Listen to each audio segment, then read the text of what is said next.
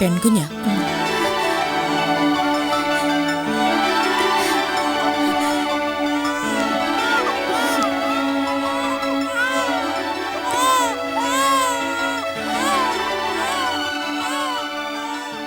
നല്ല ഓമനത്തുള്ള കുഞ്ഞ്.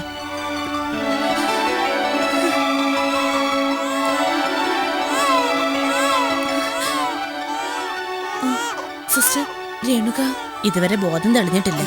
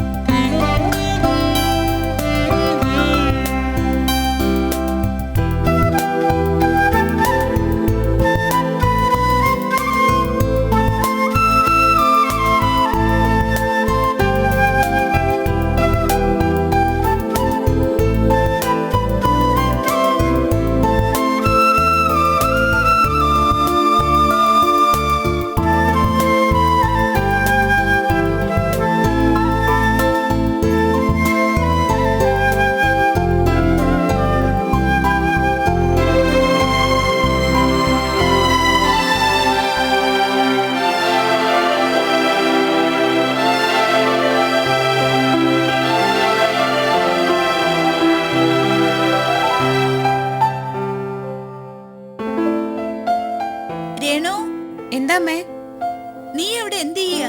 ഞാൻ പഠിക്കുവാ. നേരെ സന്ധ്യയായില്ലേ, വിളക്ക് എത്തിക്കണ്ടേ? ഇപ്പൊ കത്തിക്കാം. ദീപം ദീപം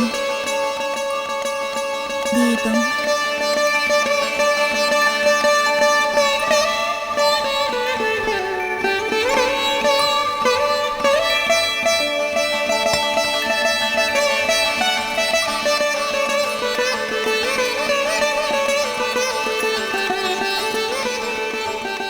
രാമ രാമ രാമ രാമ രാമ രാമ പാഹിമ രാമപാദം ചേരണേ മുകുന്ദ രാമ പാഹിമ രാമ രാമ രാമ രാമ രാമ രാമ പാഹിമ രാമപാദം ചേരണേ മുകുന്ദ രാമ പാഹിമ രാമ രാമ രാമ രാമ രാമ രാമ പാഹിമ രാമപാദം ചേരണേ മുകുന്ദ രാമ പാഹിമ. എന്റെ മോള് അവൾക്ക് എന്തോ സംഭവിച്ചിട്ടുണ്ട്. എനിക്ക് ഉറപ്പാ. അമ്മേ, എന്തമ്മേ? എനിക്ക് അവളെ ഒന്ന് കാണണം. എനിക്ക് അവളെ കാണണം. എന്റെ മോളെ എനിക്കൊന്ന് കാണണം. അതിനവൾ എവിടെ ഉണ്ടെന്ന് കരുതിട്ടോ അമ്മേ? എനിക്ക് താലോരത്തിൽ പോണം. അരുന്ധതി മാഡത്തിനൊന്ന് കാണണം. അവര് എന്റെ മോളെ കണ്ടുപിടിച്ച് തരാമെന്ന് സമ്മതിച്ചിട്ടുണ്ട്. അവരെനിക്ക് ഉറപ്പ് തന്നിട്ടുണ്ട്. എന്റെ മോളെ കണ്ടുപിടിച്ച് തരാമെന്ന് എനിക്ക് ഉറപ്പ് തന്നിട്ടുണ്ട്. എന്തെങ്കിലും വിവരം കിട്ടിയാൽ അവരുടനെ അറിയിക്കാന്ന് പറഞ്ഞിട്ടല്ലേ പോയത്? രേണുകയെ കണ്ടുപിടിച്ചിട്ടുണ്ടെങ്കിൽ അവരാ വിവരം ഉടനെ നമ്മൾ വിളിച്ച് പറയില്ലേ? എന്നാലും എനിക്ക് അവരെ ഒന്ന് കാണണം രാധികെ. എന്നെ അവിടെ ഒന്ന് കൊണ്ടുപോ. അമ്മ ഇപ്പൊ എങ്ങോട്ടും പോവണ്ട. താളത്തിലേക്ക് നമുക്കൊന്ന് വിളിച്ച് ചോദിച്ചാ പോരെ? എന്റെ മോൾ എന്റെ രേണുകമോൾ അവളിപ്പോ എവിടെയായിരിക്കും? അവളിപ്പോ പ്രസവിച്ചിട്ടുണ്ടാവും. എന്റെ ഭഗവതി, അവളെ നീ കാത്തോളണേ. അമ്മ ഇവിടെ കിടന്നേ. ഞാൻ അരുന്ധതി മേടത്തൊന്ന് വിളിച്ചു നോക്കാം.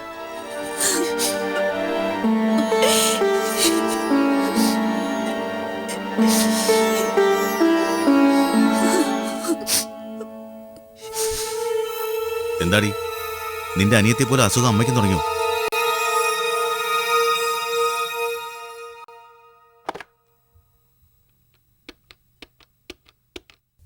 ആർക്കാ?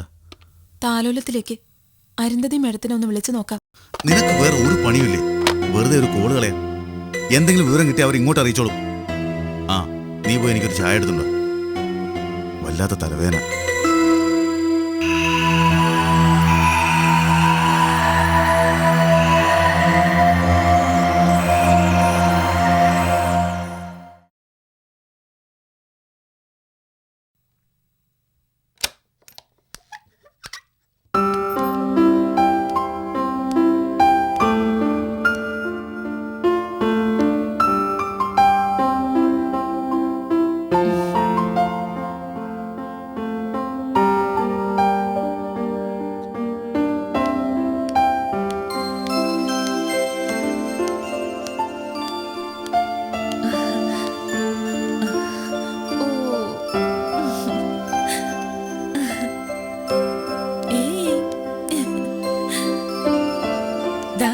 കണ്ടില്ലേ, മോളാ.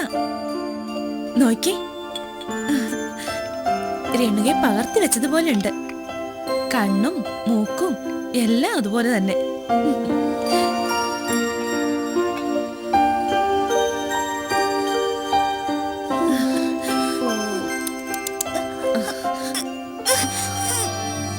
ഇത് രേണുകയുടെ കുഞ്ഞാ, രേണുക പ്രസവിച്ച കുഞ്ഞ്.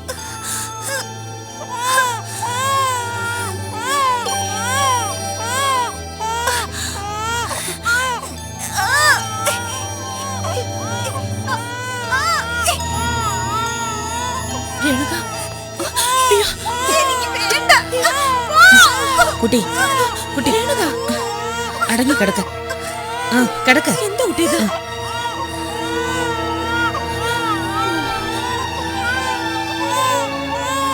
തലയിലെ മുറിവല്ലേ, അതുകൊണ്ടാ ഇങ്ങനൊക്കെ.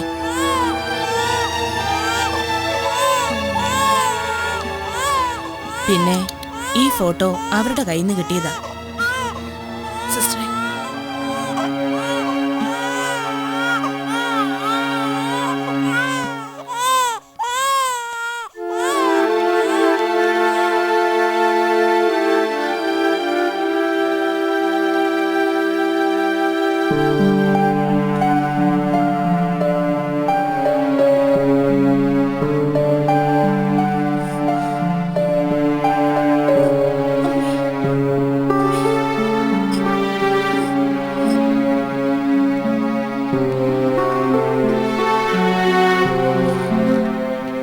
രേണുക, ഈ ഫോട്ടോയിലേക്ക് നോക്കിയേ. കുട്ടിയുടെ കൂടെ നിൽക്കുന്ന ആളാരാ? ഭർത്താവാ?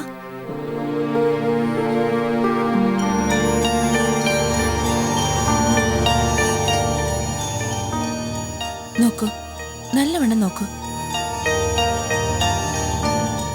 രേണുക, ആരാ കൂടെയുള്ളത്? എവിടെയാ വീട്? പറയൂ രേണുക, പറയൂ.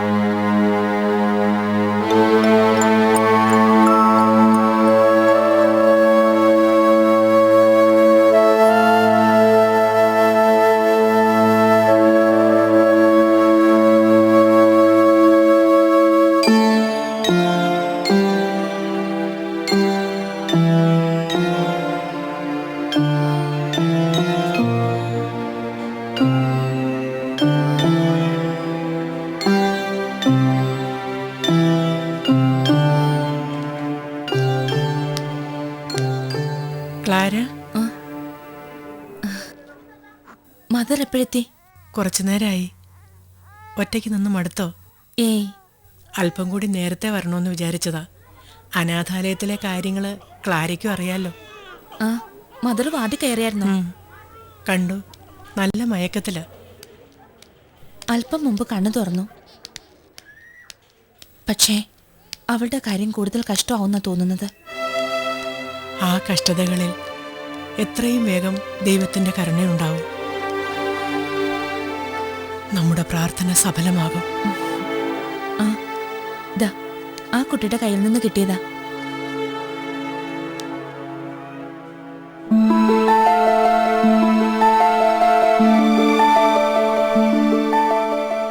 രേണുകയോടൊപ്പം ഇരിക്കുന്നത് ആരായിരിക്കും?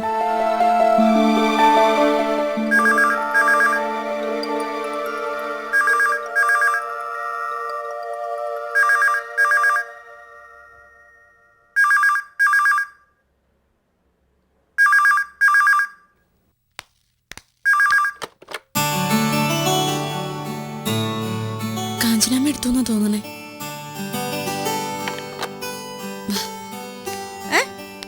क्या അഡ്വക്കേറ്റ് ശ്യാം പ്രസാദാ? നേ, ഇവിടെ ഇല്ല. ചെന്നൈ പോയി. നേ നേ മാലൂം. ഇങ്ങ് കൊണ്ടാ മമ്മി, ഞാൻ സംസാരിച്ചോളാം. ഹലോ, ആരാ? മദ്രാസിൽ പോയിരിക്കുവാണല്ലോ. ആ അതെ, ഇന്ന് വൈകുന്നേരത്ത് വരുന്നാ പറഞ്ഞത്. ആ ശരി, പറയാം. അത് ചിലപ്പോ റേഞ്ച് ഇല്ലാത്തോണ്ടാവും. ശരി, ഓക്കെ ഓക്കെ. ഒരു ശ്രീധരൻ പിള്ള ഏതോ ഒരു കേസിന്റെ കാര്യത്തിനാന്ന് ശ്യാമേട്ടനെ മൊബൈൽ വിളിച്ചിട്ട് കിട്ടാത്തോണ്ടാ ഇങ്ങോട്ട് വിളിച്ചേന്ന്. വരുമ്പോ പറയണമെന്ന്. മനസ്സിലായോ? എന്റെ ഗംഗേച്ചി, ഈ ശ്യാമേട്ടൻ എന്തൊരു മനുഷ്യനാ. കല്യാണം കഴിഞ്ഞിട്ട് 3-4 ദിവസമല്ലേ ആയുള്ളൂ. അതിനു മുമ്പ് പെട്ടിയും തൂക്കി ചെന്നൈ, കോയമ്പത്തൂര് എന്നൊക്കെ പറഞ്ഞു പോവാൻ എങ്ങനെ തോന്നുന്നു? ഒട്ടും റൊമാൻറ്റിക് അല്ല അല്ലേ? ഏയ്, പിന്നെ അത്യാവശ്യം ഉണ്ടായി പോവാതിരിക്കാൻ പറ്റൂകാതെ. പൊയ്ക്കോട്ടേന്ന്, എവിടെ വേണമെങ്കിലും പൊയ്ക്കോട്ടെ. പക്ഷേ ഗംഗേച്ചി കൂടി കൂട്ടിയാൽ എന്താ കുഴപ്പം? അംഗവും കാണാം, താളി ഓടിക്കാലോ. ഒഫീഷ്യൽ ലോകം ഹണിമൂണും ആകും. ഓടി അവിടുന്ന്. അതൊക്കെ ഗിരിയേട്ടനെ കണ്ട് പഠിക്കണം. കല്യാണം കഴിഞ്ഞതിന്റെ പിറ്റേ ദിവസം പെട്ടിയെടുത്തതാ. ശാലിനിയേച്ചിയും കൂട്ടിക്കൊണ്ട് ഒറ്റ വിടല്. ഊട്ടി, കൊടൈക്കനാല്, കുറ്റാലം എന്ന് വേണ്ട, അവരടിച്ചു പൊളിക്കുമായിരിക്കും. ഇവിടെ ഒരാള് സ്വപ്നവും കണ്ടോണ്ട് മിഴുങ്ങസിയാന്ന്. ശ്യാമേട്ട സൂചിപ്പിച്ചതാ. പക്ഷേ ദൂരത്തേക്കൊക്കെ പോവാൻ എനിക്ക് പേടിയാകാതെ. എന്തിന്? ഹണിമൂണിന് പോകാനും പേടിയോ? ഇത് നല്ല ജോക്ക്. അതല്ല, എനിക്ക് സുഖമില്ലാത്തല്ലേ. പെട്ടെന്ന് ക്ലൈമറ്റ് ചേഞ്ച് ആയ ചിലപ്പോ. പിന്നെ ഒരു സൂക്കേടുകാരി. ഒന്ന് പോയെന്റെ ഗംഗേച്ചി. വേണമെങ്കിൽ ചക്ക വേരിലും കായ്ക്കുന്ന. ഈ ആണുങ്ങൾ വെറും നമ്പർ പാർട്ടികളാ. എന്തെങ്കിലും ഒരു ചെറിയ എക്സ്ക്യൂസ് നോക്കി ഇരിക്കുക തലയൂരൻ. ചില്ലറ ചോരുന്ന കേസല്ലേ? ഏയ്, ശ്യാമേട്ടൻ അങ്ങനൊന്നും അല്ല. എന്റെ ഗംഗേച്ചി, ശ്യാമേട്ടന് മാത്രമല്ല എല്ലാ ആണുങ്ങളും കണക്കാ. ഒക്കെ വെറും ജാടയുള്ളന്ന്. അപ്പൊ പിന്നെ ഗിരിയോ? അത് ശാലിനിയച്ചിയുടെ മിടുക്ക്. എന്റെ ഗംഗേച്ചി, തലയണ മന്ത്രം എന്ന് പറയുന്ന ഒരു ഏർപ്പാടുണ്ട്. ബെഡ്റൂമിൽ വെച്ച് ഭാര്യ ഭർത്താവിന്റെ ചെവി തിന്നുന്ന ഒരു പരിപാടി. ആ മന്ത്രത്തിൽ വേണ്ടിട്ടില്ലാത്ത ഒരൊറ്റ ആണുങ്ങളും ഈ ഭൂലോകത്ത് കാണത്തില്ല. അതറിയോ? നീ കൊള്ളാലോടി പെണ്ണെ. എന്താ, ആ മന്ത്രം പഠിപ്പിച്ചു തരണോ? വേണ്ട വേണ്ട, അതൊക്കെ കല്യാണം കഴിഞ്ഞിട്ട് എന്റെ പൊന്നുമോള് തന്നെ ഭർത്താവിനോട് അങ്ങ് പ്രയോഗിച്ചാ മതി. തൽക്കാലം എനിക്കൊരു മന്ത്രവും പഠിക്കണ്ട. വേണ്ടെങ്കി വേണ്ട. ഇളയവർ ചൊല്ലും മുതുനെല്ലിക്ക ആദ്യം കഴിക്കും, പിന്നെയും കഴിക്കും. എനിക്കൊട്ടും ഇഷ്ടമല്ലായിരുന്നു മാധു ഈ കല്യാണം. ശരിയാവില്ലിത്. അങ്ങോട്ടോ ഇങ്ങോട്ടോ വേണ്ടായിരുന്നു. അവളെ ചെന്നൊന്ന് വഴക്ക് പറയാൻ കൂടി നമുക്ക് പറ്റുമോ? നമ്മളെ കുട്ടിയെ കെട്ടിയത് അയാളല്ലേ? ആ പെണ്ണിന്റെ ബായി സഹോദരൻ. അയാൾ ഇവിടെ താമസിക്കുന്നത് ശരിയാണോ? ക്യാ കരേഗാ? ഗംഗയുടെ അച്ഛൻ നിർബന്ധം പിടിച്ചോണ്ടല്ലേ? എല്ലാത്തിനും കാരണം ബേട്ടയാ ഗിരി. അവൻ പ്രേമിച്ചോണ്ടല്ലേ ഇങ്ങനെ? അതുകൊണ്ട് കുഴപ്പമൊന്നും വന്നില്ലല്ലോ കാഞ്ചനാമ്മേ. വരും, നീ നോക്കിക്കോ. ദോഷമുള്ള പെണ്ണാവള്. 3 പേരെ കൊന്നോലല്ലേ? ആര്? കാഞ്ചനാമ്മ എന്തായി പറയുന്നേ? സത്യാമാധു ബേറ്റ പ്രേമിക്കുന്നതിന് മുമ്പ് 3 ആലോചനകൾ അവൾക്ക് വന്നു. കല്യാണത്തിന് മുമ്പേ ദേ 3 മർഗയാ മരിച്ചു. അത് ദോഷം കൊണ്ടല്ലേ? അങ്ങനെയൊക്കെ പറയാൻ പറ്റുമോ കാഞ്ചനമ്മേ? അത് വിധിയാ. അവർക്ക് അത്ര ആയുസുള്ളെന്ന് കരുതിയാ മതി. 3 പേർക്ക് ഒരുപോലെ വരുന്നത് വിധിയാ? അത് ഞാൻ വിശ്വസിക്കില്ല. ഇനി ബേട്ടായിക്കും അപകടം വരും, കണ്ടോ? അങ്ങനൊന്നും പറയില്ല കാഞ്ചനമ്മേ. ഗുളിയെ നിൽക്കുന്ന നേരത്തെങ്ങാനും ഞാനുള്ളത് പറയും. കാര്യങ്ങൾ എന്തൊക്കെയായാലും അതുകൊണ്ട് ഗംഗമ്മക്കൊരു ജീവിതം കിട്ടിയില്ലേ? ആ സാർ ഒരു മാന്യനാണെന്നാ എനിക്ക് തോന്നിയത്. അല്ലേലും നീ അങ്ങനെ പറയൂല്ലോ എന്ന് എനിക്കറിയാം. എങ്ങ വാരിക്കോരി തരുന്നുണ്ടല്ലോ നിനക്ക്. ദേ ഇനി അയാളെ മണിയടിച്ച വാചകം കൊണ്ട് നിൽക്കാതെ പണിയെടുക്ക്. ജൽദി ജൽദി. എല്ലാരും കണക്കവിടെ. പകൽ സബ് പകൽ ഹേ ഇധർ.